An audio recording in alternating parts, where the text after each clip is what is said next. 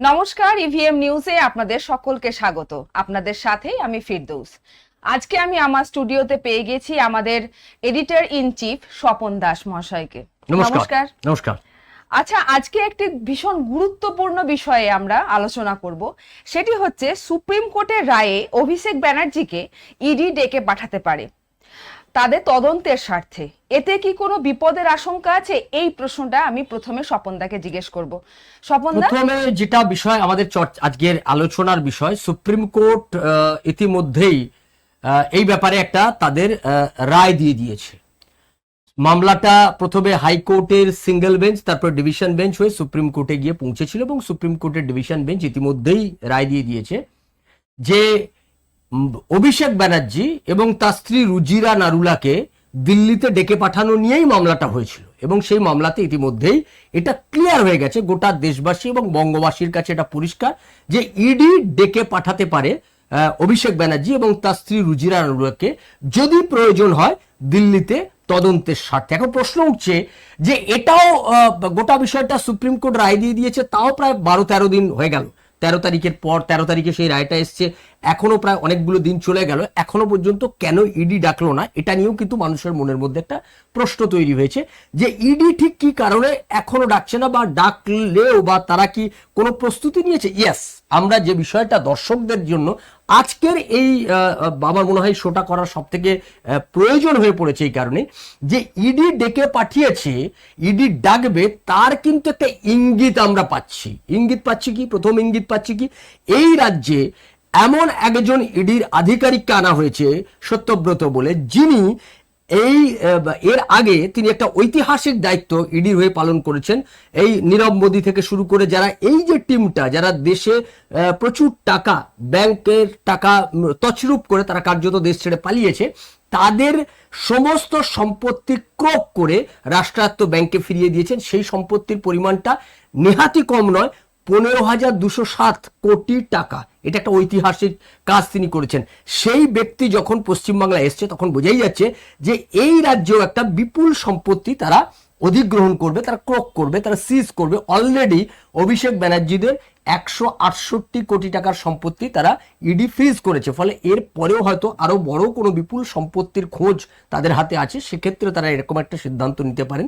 এবং ইডির দিল্লির অফিসে কার্যত আমরা যে কারণে আজকে এই লাইভ অনুষ্ঠানটাতে এসছি, যেটা জানার গোটা দর্শকরাও মুখিয়ে রয়েছেন, ইডির অফিসে আগামী যে কোনো দিন, যে কোনো সময় অভিষেক ব্যানার্জির কল আসতে পারে এবং সেক্ষেত্রে তাকে 72 ঘন্টা সময় দেবে। আমরা যা বুঝতে পারছি, তাকে 72 ঘন্টা সময় দেবে। 72 ঘন্টার মধ্যে তাকে এসে পৌঁছতে হবে, এই রকম একটা নোটিশ ইস্যু করার কথা আমরা এখনো পর্যন্ত জানতে পারছি। ফলে সেক্ষেত্রে এটা একটা নতুন ডেভেলপমেন্ট যে ইডি খুব বেশি সময় তাকে দেবে না, তাকে 3 দিন ম্যাক্সিমাম, তার থেকেও কম হতে পারে, কিন্তু 3 দিনের একটা সময় তাকে দেবে। সেই 72 ঘন্টার মধ্যে তাকে হাজিরা দিতে হতে পারে, এই রকম একটা ডেভেলপমেন্টের খবর আমরা পাচ্ছি। ফলে সেক্ষেত্রে যেটা হতে পারে, অভিষেক ব্যানার্জিকে দুর্গাপুজোর আগেই ডাকতে পারে, বা দুর্গাপুজো শেষ হওয়ার সাথে সাথেই অভিষেক ব্যানার্জি ডাক পেতে পারে। এটা কিন্তু আমরা বুঝতে পারছি। এই যে 72 ঘন্টার বিষয়টা, এটা কিন্তু এতদিন ছিল না। এবার নতুন করে 72 ঘন্টার কথাটা আসাতে আমাদের মনে হচ্ছে এটা একটা বিপদের ইঙ্গিত অভিষেক ব্যানার্জির ক্ষেত্রে মনে হচ্ছে। অভিষেক ব্যানার্জির ক্ষেত্রে এটা তো একটা বড় বিপদ। কিন্তু আমার একটি প্রশ্ন, সেটি হচ্ছে এই যে অভিষেক ব্যানার্জিকে দিল্লিতে ডাকা হচ্ছে বা সুপ্রিম কোর্টে ডাকা হচ্ছে, এই বিপদটা এড়ানোর জন্য কি কোনো আইনি সুযোগ আছে তার হাতে? এই মুহূর্তে এটা নিয়ে আমরাও চর্চা করেছিলাম। আমি বিশিষ্ট আইনজীবী, সুপ্রিম কোর্টের যারা প্রাক্তন বা বিচারপতি, তাদের সঙ্গেও কথা বলেছিলাম যে এই পিরিয়ডটাতে অভিষেক ব্যানার্জির আর কি কোনো আইনি সুযোগ রয়েছে, যে আইনি সুযোগে বাঁচা, রক্ষা কবচ, মানে এক কথায় যদি আমি বলি, তার কি আর কোথাও কোনো রক্ষা কবচ পাওয়ার সম্ভাবনা আছে?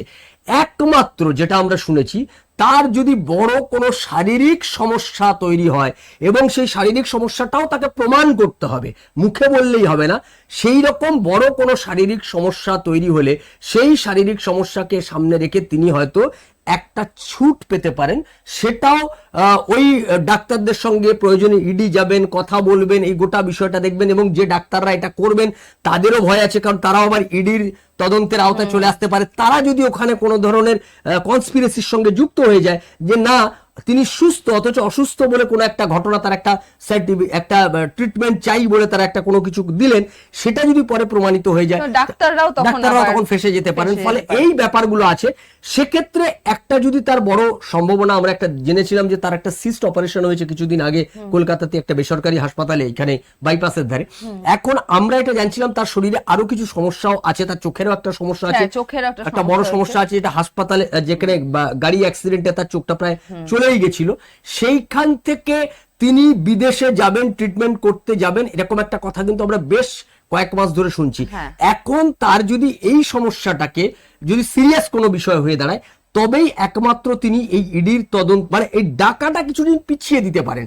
কিন্তু ইডি ডাকবে, তিনি যাবেন না, এইটা সম্ভবত তার এই মুহূর্তে তাকে রক্ষার পাওয়ার তার সমস্ত পথ কার্যত বন্ধ হয়ে গেছে। ফলে ইডি ডাকলে, এই যে 72 ঘন্টার নোটিসে ইডি তাকে ডাকবে বলছে, ইডি ডাকলে তাকে যেতেই হবে, এরকম একটা পরিস্থিতি কিন্তু তৈরি হয়ে গেছে। আচ্ছা, এই যে শারীরিক অসুস্থতা, এটার জন্য উনি কতদিন পর্যন্ত মানে তার মেয়াদ মানে বাড়তে পারে ইডি? না,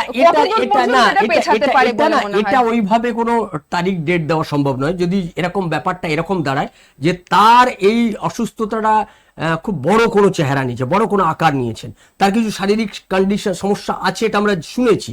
এখন সেটা যদি একটা খুব বড় চেহারা নেয়, সেটা যদি সিরিয়াসলি কোনো বড় অবস্থা দাঁড়ায়, তাহলে সেক্ষেত্রে যদি সেটা লং টার্ম হয়, 3-4 মাস 6 মাসের জন্য একটা বড় তার চিকিৎসা দরকার লং টার্মে, সেটা নিতে পারে। কিন্তু যদি সেটা 2-3 মাসের হয়, অর্থাৎ তার শারীরিক কন্ডিশন, ডাক্তাররা কি বলছেন তার উপর ডিপেন্ড করবে তিনি কতটুকু ছুট পেতে পারেন, কত দিনের জন্য ছাড়টা পেতে পারেন। এটা তার হাতেও নেই, ইডিও এটাতে কোনো নির্দিষ্ট করে বলতে পারে। মানে সুস্থ হওয়া পর্যন্ত, সুস্থ না হওয়া পর্যন্ত উনি তাহলে ইডির থেকে বাঁচোয়া পাবেন, এইরকম একটা সুযোগ আছে।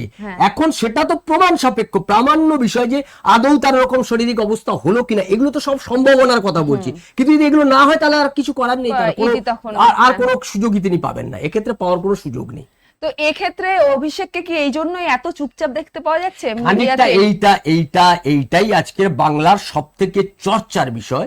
রাজ্যে যখন আরজিকর মেডিকেল কলেজ নিয়ে একটা বিরাট জলঘোলা, গোটা রাজ্যে যখন একটা ভয়ঙ্কর একটা তোলপাড় হচ্ছে, এই যে বন্যা কবলিত অঞ্চলে মানুষের, যখন মমতা ব্যানার্জি চেষ্টা করছেন, যদিও তার বিরুদ্ধে প্রচন্ড ক্ষোভ মানুষের তৈরি হয়েছে, বিরোধী দলনেতা শুভেন্দু অধিকারী তিনি নেমে গোটা বিষয়টাকে কার্যত তিনি লড়াই করছেন, তাকে নামতে হয়েছে ফিল্ডে, যেখানে তৃণমূল কংগ্রেসের কাউকে দেখতে পাওয়া যাচ্ছে না। এবং তৃণমূল কংগ্রেসের সেকেন্ড ইন কমান্ড বলে যেটা তৃণমূল কংগ্রেসের পক্ষ থেকে দাবি করা হয় যে Abhishek Banerjee second in command, তিনি কোথায়?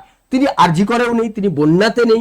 ডিবিসি নিয়ে মমতা ব্যানার্জি এই যে বক্তব্য দিলেন, সেই বক্তব্যকে শুভেন্দু অধিকারী খারিজ করছেন, বিরোধীরা খারিজ করছেন, অথচ সেটা সঠিক না ভুল, তার পক্ষে কিংবা বিপক্ষে কোথাও অভিষেক ব্যানার্জিকে দেখতে পাওয়া যাচ্ছে না। ফলে অনেকে মনে করছেন যে অভিষেক ব্যানার্জি সম্ভবত তিনি এই দিল্লিতে ইডি ডাকবে, এটা যে কোনো সময় ডাক আসতে পারে, সেখান থেকেই তিনি খানিকটা নীরব হয়ে রয়েছেন এবং সেটা থেকেই তিনি তার আগে থেকে প্রিকশন নেওয়ার কিছু চেষ্টা করছেন বলে আমাদের কাছে কিছু খবর আছে, যে তিনি কিছু ব্যবস্থা নিতে চাইছেন যেখান থেকে তাকে আপাতত এই লড়াইটা লড়ে, অর্থাৎ যদি তাকে ডাকেও এবং সেক্ষেত্রে তিনি যদি গ্রেপ্তারও হন, দিল্লিতে গেলে গ্রেপ্তার হন, তার পরবর্তী পদক্ষেপ কি হতে পারে, এইটা নিয়ে সম্ভবত তিনি ভীষণভাবে ব্যস্ত রয়েছেন বলেই আমরা খবর পাচ্ছি।